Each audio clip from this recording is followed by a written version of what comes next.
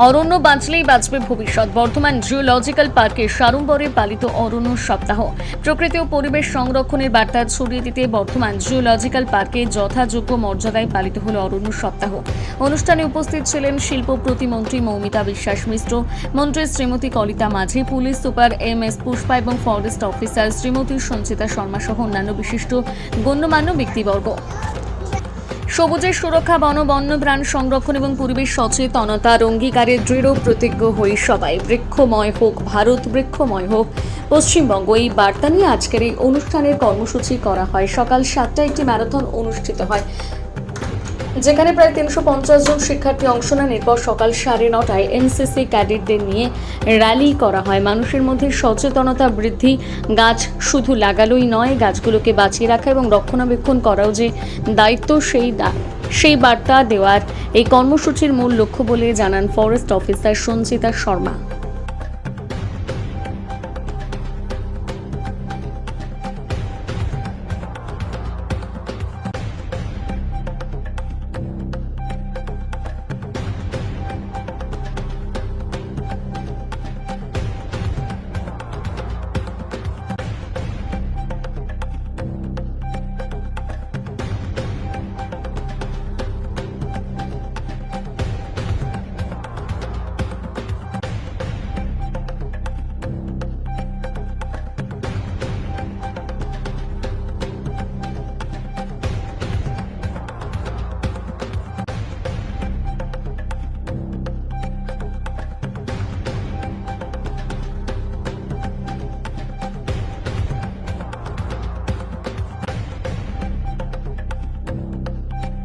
আমরা অরণ্য সপ্তাহ পালন করছি।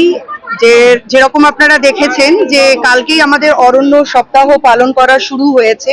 আগামী 1 সপ্তাহ ধরে আমরা বিভিন্ন জায়গায় পশ্চিমবঙ্গের গাছ লাগানোর প্রোগ্রাম করব। বিগত 15 বছরে লিটারেলি প্রত্যেক জায়গা থেকে, ফরেস্ট থেকে শুরু করে, আপনার গ্রাম গঞ্জ থেকে শুরু করে, শহরাঞ্চল থেকে শুরু করে, পার্ক থেকে শুরু করে সব জায়গায় গাছ শূন্য হয়ে গেছে, গাছ কেটে দেওয়া হয়েছে। আপনারা দেখেছেন সুন্দরবনের কি অবস্থা। সুন্দরবন লিটারেলি আজকে ধ্বংসের মুখে চলে গেছে। যেখানকার জঙ্গল না থাকলে সেখানে যারা জন্তু, তাদের যেরকম অসুবিধা, তাদের বাঁচার যেমন সংকট হয়ে যায়, তার সঙ্গে সঙ্গে যে একটা পরিবেশের সামঞ্জস্য বজায় থাকে, গাছ মানুষ এই যে সামঞ্জস্য, সেটাই নষ্ট হয়ে যায়। তাই আজকের দিনে দাঁড়িয়ে আজকে মানুষ, আমরা পশ্চিমবঙ্গের মানুষ একটা সংকট, যেরকম সংকট মুখে আছি, তাই আমাদের এখন কর্তব্য পরিবেশকে বাঁচানো, পরিবেশের ভারসাম্যকে রক্ষা করা এবং জঙ্গলের যারা জীবজন্তু তাদেরকেও বাঁচানো।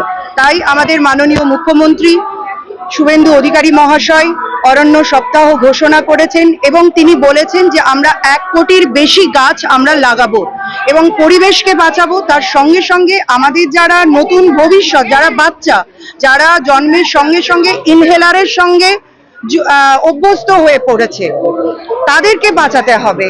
আজকে পরিবেশের যারা জীবজন্তু, আপনারা সকলেই দেখেছেন যে জঙ্গলের মধ্যে জীবজন্তুকে আর পাওয়া যাচ্ছে না, তাদেরকে এখান থেকে শিফট করে অন্য প্রদেশে নিয়ে যাওয়া হচ্ছে। সেই সমস্ত বিষয়গুলোকে মাথায় রেখেই আমাদের এই অরণ্য সপ্তাহ এবং আমাদের এই উদ্যোগ। এবং আমরা জানি মাননীয় মুখ্যমন্ত্রীর যে লক্ষ্য, পশ্চিমবঙ্গকে সোনার পশ্চিমবঙ্গ গড়ে তোলার, তার সঙ্গে গাছ লাগাও, এটাও আমাদের একটি অনেক বড় প্রকল্প। হ্যাঁ, একটি গাছ মায়ের নাম।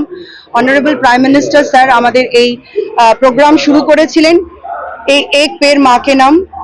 পশ্চিমবঙ্গে আমাদের মাননীয় মুখ্যমন্ত্রী শুভেন্দু অধিকারী মহাশয়, তিনি একটি গাছ মায়ের নাম দিয়ে আমরা এনভায়রনমেন্ট ডে থেকে শুরু করেছিলাম প্রোগ্রাম।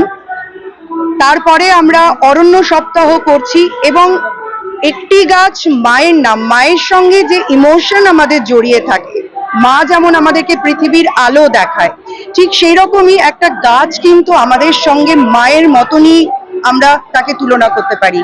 মাকে যেমন মা যেমন আমাদেরকে নার্চার করে বড় করে, তাকে যেমন খেয়াল রাখা আমাদের দরকার, ঠিক প্রত্যেক দিন প্রত্যেক সেকেন্ডে আমি যখন কথা বলছি তখনও গাছের কিন্তু দান আছে আমাকে, কারণ আমি শ্বাস প্রশ্বাস গ্রহণ করছি এবং এটা গাছ থেকেই আমরা পাচ্ছি। তাই এই যে কিছু না করেও ন্যাচারাল যে গিফট, সেটা আমাদের কাছে মাতৃতুল্যই, এবং তাকে বাঁচানো, তাকে রক্ষা করা আমাদের দায়িত্ব, আমাদের কর্তব্য। কত গাছ লাগানো উদ্যোগ নিয়েছে? আমাদের এই জেলাতে আমাদের ডিওফো ম্যাম আছেন, আমার সঙ্গে কথা হচ্ছিল, আমরা 8.5 লাখ 7.5 লাখ আমরা গাছ লাগানোর এখানে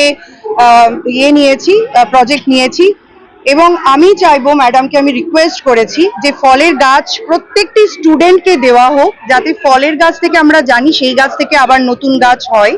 তাই এটাও আমাদের একটা বিশেষ লক্ষ্য থাকবে যে প্রত্যেকটা স্টুডেন্ট যারা একটি গাছ মায়ের নাম বলে লাগাবে, তারা ফলের গাছ লাগাবে। গাছ বিলির পর সংরক্ষণের ব্যাপারে কোনো পরিকল্পনা? অবশ্যই, গাছ লাগালেই শুধু হবে না, গাছকে সঠিকভাবে সংরক্ষণ করতে হবে।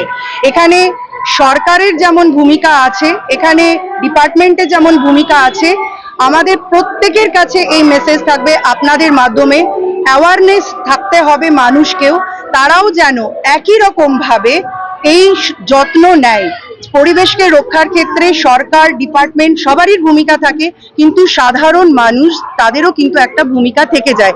আমরা সেজন্য একদম জনসংযোগের মাধ্যমে সবসময় থাকছি, মানুষকে জানাচ্ছি, তারাও হাত বাড়িয়েছে। আমি সত্যিই আপনাদের কাছে খুব খুশি নিয়ে বলছি, বর্ধমানের বিভিন্ন সংস্থা গাছ লাগানো থেকে শুরু করে আমাদের যে উদ্দেশ্য আছে, আমরা যেটা বলেছি যে আগামী দিনে আমরা বর্ধমানকে গ্রিন সিটি এবং ক্লিন সিটি করব, সেখানে অনেক অর্গানাইজেশন আমাদের সঙ্গে যুক্ত হয়েছে, তারা এসেছে, তারা নিজেদের উদ্যোগে কাজ শুরু করেছে।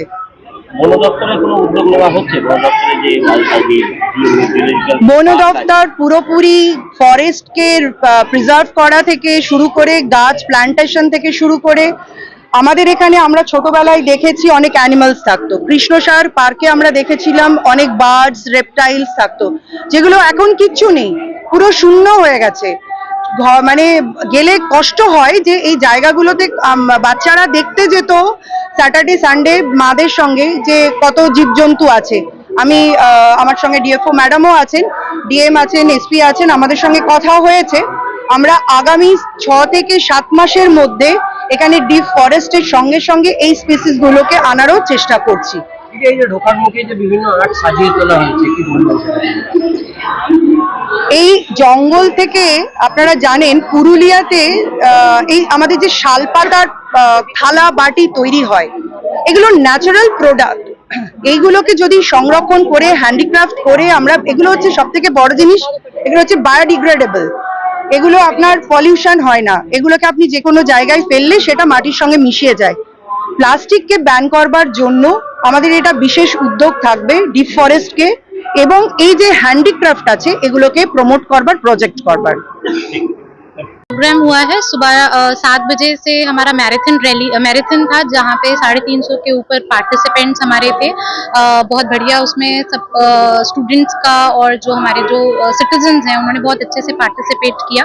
उसके बाद हमारा 9:30 बजे रैली हुआ, जिसमें एनसीसी कैडेट्स ने बहुत बढ़ चढ़ कर पार्टिसिपेट किया। उसके बाद हमारा प्लांटेशन ड्राइव, सैपलिंग डिस्ट्रीब्यूशन, और उसके बाद हमने यहाँ पे डिफरेंट प्रोग्राम्स ऑर्गेनाइज किए हैं जो पूरे हफ्ते चलते रहेंगे।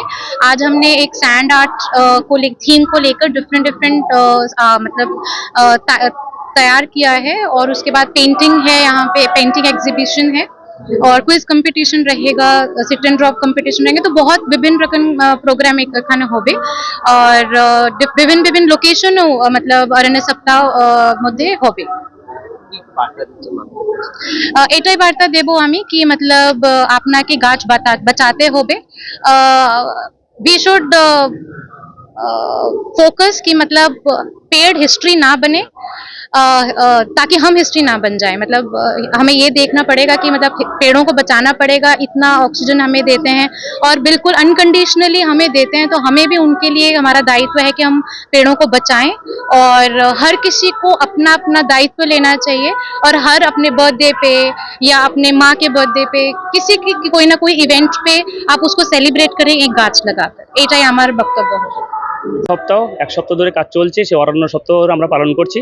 আমাদের যে গভর্নমেন্ট, পশ্চিমবঙ্গ সরকার যেটা অরণ্য সপ্তাহ পালন করছে, সেখানে গাছ লাগানো তো মূল উদ্দেশ্য, তার সঙ্গে শিল্পকলার মেলবন্ধনে এবং পশু পাখি যে আমাদের পরিবেশের একটা বড় উপাদান, সেই উপাদান মানে পশু পাখি মানুষজন এক প্রকৃতির মধ্যে বসবাস করবে, সেই ভাবনা চিন্তা নিয়ে আমরা অরণ্য সপ্তাহে গাছ লাগানোর সঙ্গে সঙ্গে পরিবেশ রক্ষার বার্তা নিয়ে আমরা বিভিন্ন এখানে ল্যান্ড অ্যাড করেছি, স্যান্ড অ্যাড করেছি, পাবলিক অ্যাড করেছি এবং একটা আর্ট গ্যালারি সাজিয়েছি, যে আর্ট গ্যালারি বিভিন্ন দেশের, শ্রীলঙ্কা, জাপান, রাশিয়া, ফ্রান্স, বিভিন্ন দেশের, নেপাল, বিভিন্ন দেশের শিল্পীরা এসে এখানে ছবি এঁকেছেন।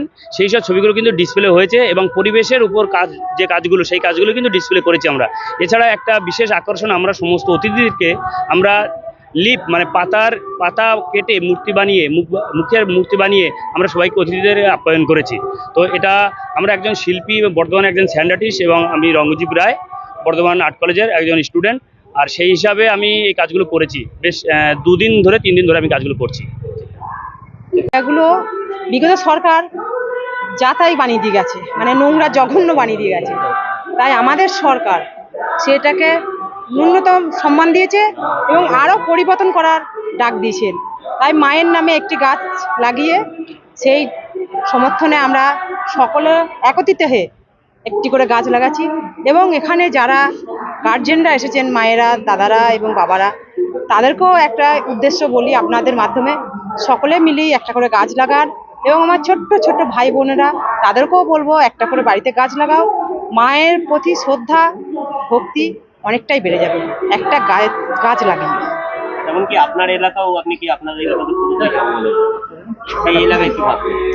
দেখুন, আমার যে বিধানসভা থেকে উঠেছি, যে এলাকা থেকে উঠেছি, সেটা তো আগেই ভাববো, সবার আগে সেখানটা ভাববো, কারণ সেখানটা কালকে আমি অলরেডি শুরু করে দিয়েছি। আমার ডিএফও ম্যাডাম গিয়েছিলেন এবং আমার সমস্ত কার্যকর্তারা গিয়েছিলেন। ওনারা যে কালকে উদ্বোধন করে এসছে আউসগ্রাম 1 নম্বর ব্লকে, আজকে সেখানে গাছ বিতরণ হচ্ছে। আমাদের সাংগঠনিক দিক থেকে আমি গাছ নিয়েছিলাম, সেটা প্রতিটা মণ্ডলে মণ্ডলে ভাগ করে দেওয়া হচ্ছে এবং আমাদের প্রতিটা বাড়ি বাড়ি এর আগের সপ্তাহে হয়েছিল যখন, তখনও লাগাইছি, এখনো সে গাছ লাগানো চলছে। অবশ্যই অবশ্যই। দেখুন, বন যেগুলো ছিল, বন দপ্তরে যা ছিল, বিগত সরকার নষ্ট করে দিয়ে গেছে। রাতের অন্ধকারে গাছপালা কেটে একদম ফাঁকা করে দিয়েছে, অন্যায়ভাবে সেগুলো জোর জবরদস্তি করে দখল করেছে এবং টাকা নিয়ে তারা, তৃণমূলের যারা ছিলেন, তারা টাকা নিয়ে রীতিমতো সরকারের যে বন দপ্তরে যে জায়গাগুলো ছিল লোক বসিয়ে দিয়েছে। তা সেটা তো অবশ্যই ভাব। কদিন আগে অভিযোগ উঠেছিল যে বন দপ্তরের লোকেরাই গাছ কেটে টাকা দেওয়ার একটা অভিযোগ। ওটা তদন্ত সাপেক্ষে, কারো কথায় তো বিচার হবে না, সেটা তদন্ত করে দেখা যাবে। যদি বন দপ্তরের লোকরা করে থাকে তাহলে তার মতন সাজা হবে, কিন্তু সেটা দেখে। দিদি, এই সবুজায়ন নিয়ে জেলার মানুষকে কি বার্তা দেবেন? এই সবুজায়ন নিয়ে জেলার মানুষকে কি বার্তা দেবেন? সবাই মিলে সহযোগিতা করো, বন দপ্তরকে সুন্দর পরিবেশ তৈরি করো, সবাই আনন্দ। কি পরিকল্পনা আছে? সংগ্রহ